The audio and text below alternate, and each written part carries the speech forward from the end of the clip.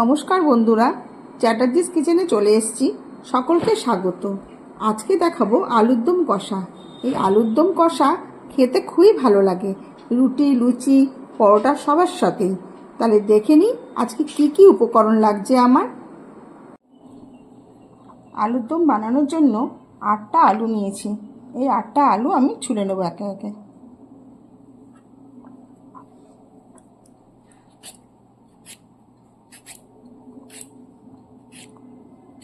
ছোট আলু বলে মাঝখান থেকে একটা ভাগ করছি।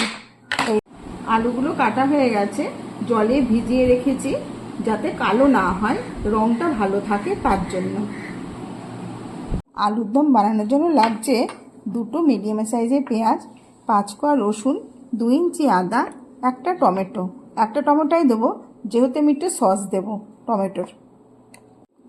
পেঁয়াজটা ছাড়িয়ে জিরি করে কেটে নেব। আদা, রসুন আর টমেটো সব পেস্ট করে নেব।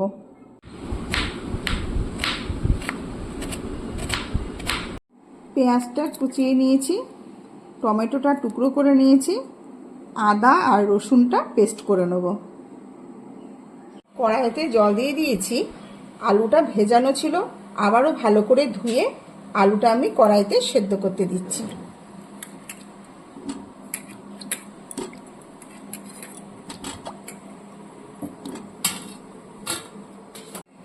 যাতে তাড়াতাড়ি সেদ্ধ হয় তার জন্য একটু লবণ ছড়িয়ে দিলাম।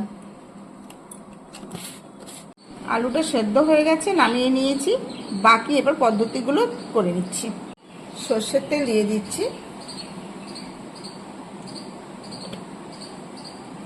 তেলটা গরম হয়ে গেছে, আমি পেঁয়াজগুলো ভেজে নেব।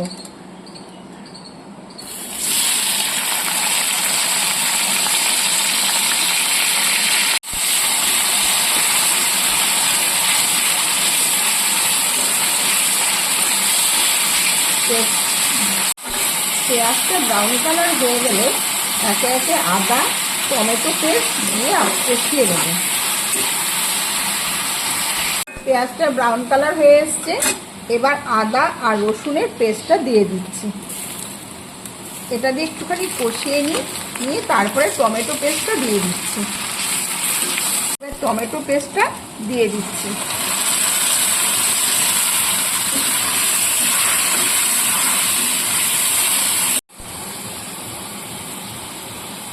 পরিমাণ মতো হলুদ দিয়ে দিচ্ছি,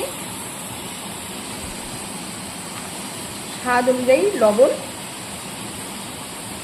একটু লঙ্কার গুঁড়ো,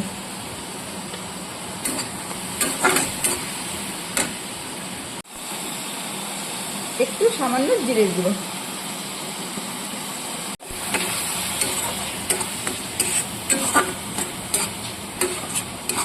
এবার একটু টমেটো সস দিয়ে দিচ্ছি।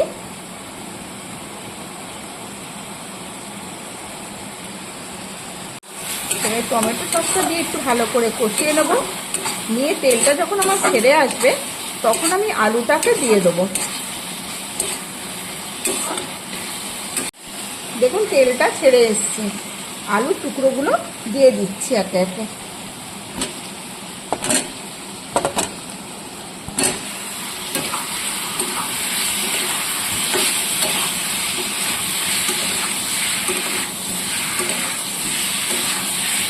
এবার ভালো করে কষিয়ে নেব।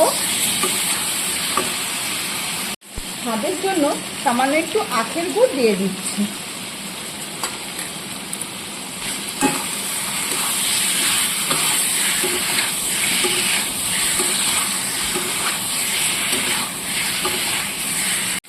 কষানো হয়ে গেছে, এবার আমি জলটা দিয়ে দিচ্ছি।